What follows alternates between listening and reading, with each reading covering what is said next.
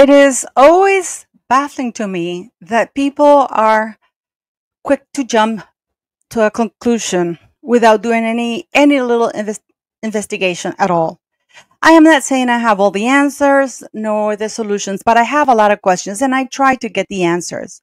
We've all seen Prince Harry infamous doorbell knocking on heaven's door, but this time was it knocking on London's doors, different ones for that matter, phone in hand, risking his life, this brave soldier. Or was he risking his life at all? Why was Harry going around, walking about without a bodyguard in sight? Was this a cry for help? Why is this man, who I believe to be a complete coward, risk what he considers a life-risking situation, stroll the streets of Fulham, which can be quite dangerous, knocking on different doors, phone in hand, waiting to be robbed, like a pale ginger walking down the road. Easy target. Or was he an easy target? Why did he flee his bodyguards? Because these bodyguards, at least one of them, has been with him for at least 16 years. Yes, he was once his bodyguard, his Royal Protection Police officer, that he took with him when he left England.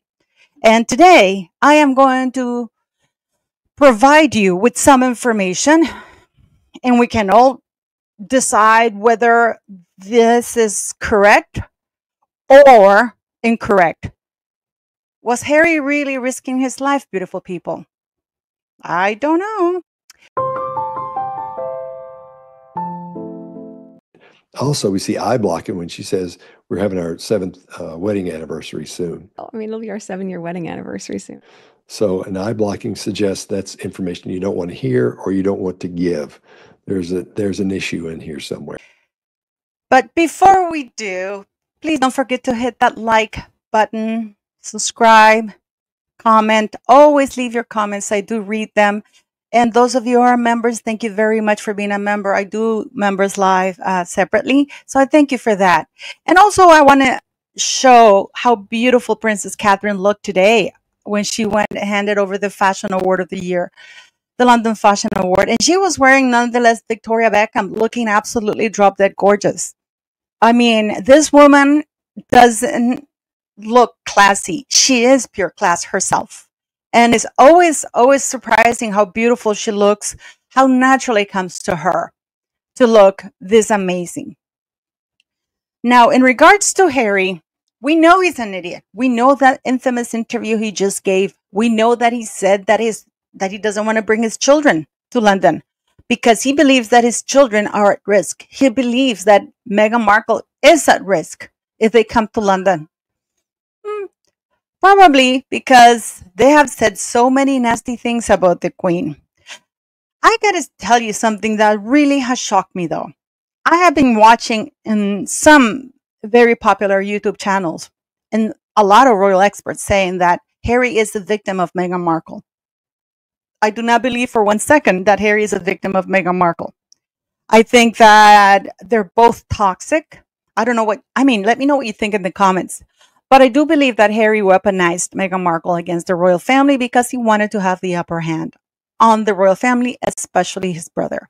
I do not believe for 1 second that the person whom he wants to reconcile with is his father. I'm not buying it.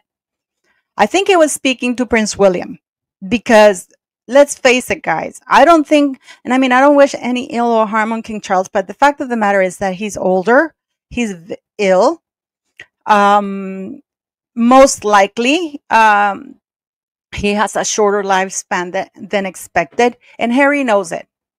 And Harry knows very well that the next person who's going to take the throne will be his eldest brother, William, the one that he has relentlessly attacked. Not only that, he has called his wife, Princess Catherine, the beautiful Princess Catherine, racist. I know that he tried to take it back in the Tom Bradley interviews and what do you mean? Tell me exactly when Meghan said that, my family was racist. No, unconscious bias at the most. Didn't we watch that interview when Oprah went, what? Whoa. That was Oprah. I saw it. I'm sure you all saw that. So I don't buy for 1 second that Harry now wants to make amends with the dying king because he knows that the king's days are numbered. All of our days are numbered, really. We don't know when we're going to drop dead. But the probabilities are that Prince William will be the next king. And Prince William has a temper. I mean, he knows that. We all know that, and thank God for that. And the worst thing that Harry could have done was betray him in the worst possible way by attacking his wife, by endangering his wife's life, and also his children's. Because when Harry and Meghan sat with Oprah, heavily implying that the royal family was racist, that they had traumatized Meghan to the point of self-exiting, and then when Omid Scobie named them in that book, the Dutch version of in the Netherlands that they named right after Harry said in the Tom Brady interview, none of my family's racist, they might be unconscious bias. Then immediately Meghan on the phone to Omid Scooby-Dooby saying, name the racist royals, which is King Charles and Princess Catherine. I may have a lot of beef against King Charles, but being racist is not one of them. I mean, I cannot speak and say, yeah, for sure, I know that he's not racist. But this man, if you look at his past, he's always loved. I mean, when he went to Brazil and he was doing all that, he really loves, he's not a racist. I may give Prince King Charles a lot of things, but racism is not one of them. But husband, yes, certainly so. Shady character, certainly so. But racist, I'm not assigning that. And to Princess Catherine, ooh, that's a big no-no for me. And Harry knows he crossed that door, that line, basically. So you're wondering, why did he wander the streets? Why was he without a bodyguard? Do you honestly think, guys, that Prince Harry or King Charles was about, or the Queen, both of them were about to let Harry go without any security? The Queen was paying for Eugenie's and Beatrice's security when their security was taken away in 2011, when they were fifth and sixth in line to the throne. The Queen was footing the bill for that. And the Queen was footing the bill for Harry's security. He took his bodyguard with him, and that's because they gave it to him. That guy that's with Harry at all times, those bodyguards that are with Harry at all times, not Meghan, and I'll prove it to you now, is they are to guard Harry. We all remember when Harry and Meghan went to see Jose Andres when the fires were going on, and Meghan was walking around like an idiot, trying to look busy, pretend like she knew what she was doing. If you look at like you're looking at this footage, you will see that the bodyguards, Harry's stationary talking to the mayor. The mayor is not paying any attention to Meghan Markle. But if you'll see, there are 3 bodyguards, and the 3 bodyguards are standing right next. They're like literally covering Harry. They're not chasing Meghan Markle around. And when it's time to leave, they leave. Immediately, Harry shakes the hand of the mayor and he starts walking. Immediately, the bodyguards go and guard Harry.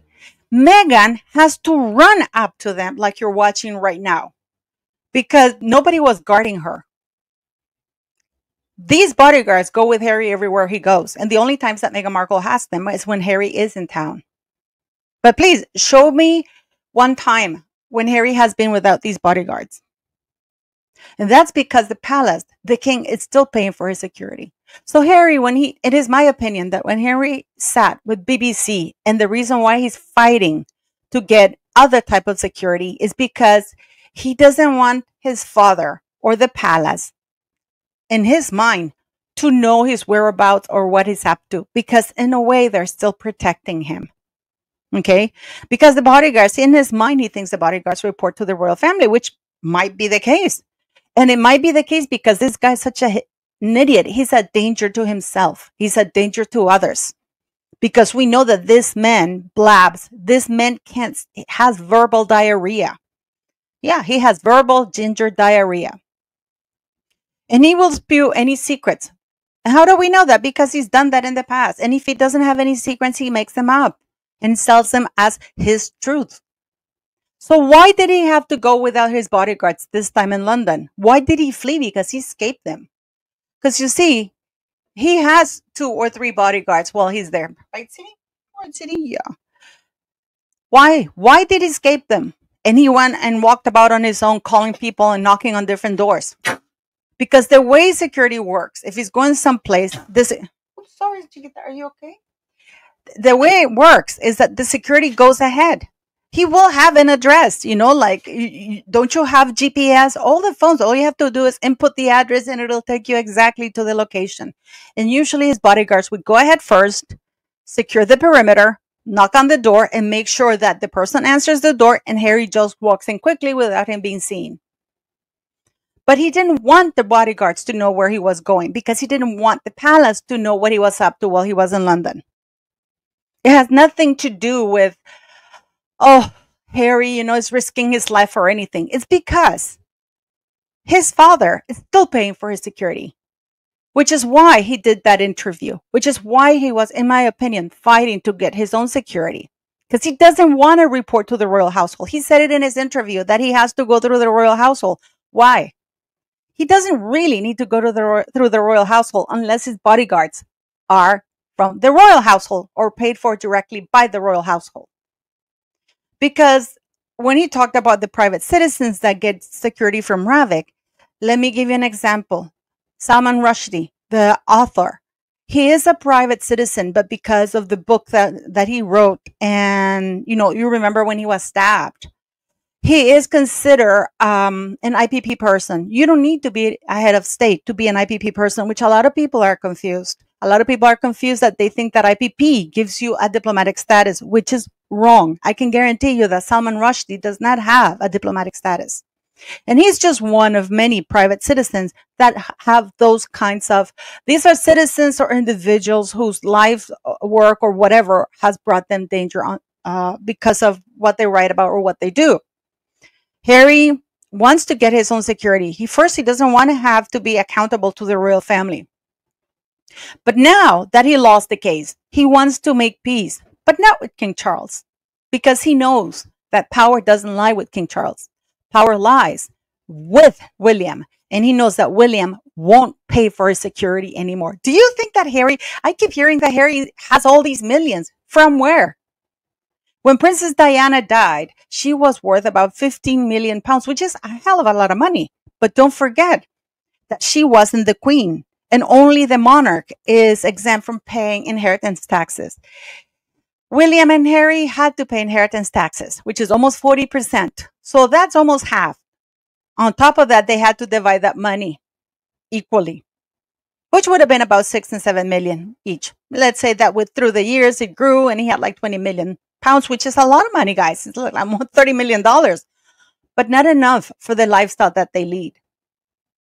Harry was lying through his teeth when he said that what he wants is that he doesn't want his father to pay for it. He is trying to preempt the fact that when William becomes king, he will not pay for his security. And this is why he wanted to secure it first in the United Kingdom, because then he could have made a case for himself in the United States and elsewhere in the world. Harry's not worth that much money. People think he is. Do you think he's making millions? What? Do you think that Penguin Random House just gave him millions of dollars? No. He gets a certain amount per book. He gets in advance. Meghan Markle and Harry have not clearly made $100 million. We know that Spotify dropped their asses. Are you telling me that Meghan Markle is making the millions in Lemonada? Absolutely not. Absolutely not.